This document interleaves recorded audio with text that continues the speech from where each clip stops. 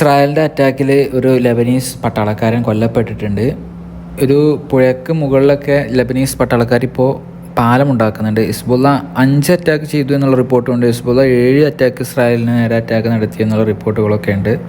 Iran revolutionary guard കോപ്സിൻ്റെ consultant സിറിയയിൽ Israel attack ചെയ്യുന്ന സമയത്ത്, അതായത് മൺഡേ അറ്റാക്ക് ചെയ്തപ്പോൾ പരിക്ക് പറ്റിയ ഒരാളുണ്ടായിരുന്നു. അദ്ദേഹം കൊല്ലപ്പെട്ടു എന്നുള്ള റിപ്പോർട്ടാണ് വരുന്നത്. ഇപ്പോൾ ഒരു വലിയ രീതിയിൽ ലെബനോണിൽ ഈ സിവിലിയൻസിൻ്റെ ട്രാൻസ്പോർട്ടേഷൻ അല്ലാതെ മറ്റുള്ള എന്തെങ്കിലും വെപ്പൺസിനൊക്കെ ബീററ്റ് എയർപോർട്ട് ഉപയോഗിക്കുകയാണെങ്കിൽ അതിനെ ടാർഗറ്റ് ചെയ്യുമെന്നാണ് ഇസ്രായേൽ പറഞ്ഞിട്ടുള്ളത്. അതായത് ഹിസ്ബുള്ളക്കുള്ള റീസപ്ലൈ ഓഫ് വെപ്പൺസ് തടയുക എന്നുള്ള ഒരു ലക്ഷ്യമാണ്. അതിൻ്റെ ഇടയ്ക്ക് ഇസ്രായേൽ പല ആരോപണങ്ങളും ഉന്നയിക്കുന്നുണ്ട്. അതായത് സിറിയയിലേക്ക് ഹിസ്ബുള്ള ഒരുപാട് വെപ്പൺസ് കടത്തി എന്നുള്ള നിലക്കൊക്കെ. എന്തായാലും പ്രശ്നങ്ങൾ ഇപ്പോൾ സോൾവ് ആയിട്ടില്ല. ഗാസയിലും ലെബനോണിലും ഇസ്രായേൽ ഇപ്പോൾ അറ്റാക്ക് ചെയ്തുകൊണ്ടേ ഇരിക്കുന്നു എന്നുള്ള റിപ്പോർട്ടുകളാണ് വരുന്നത്. സമാധാനത്തിലേക്ക് എത്രയും പെട്ടെന്ന് വരട്ടെ എല്ലാ പ്രോബ്ലംസും. Okay, thank you.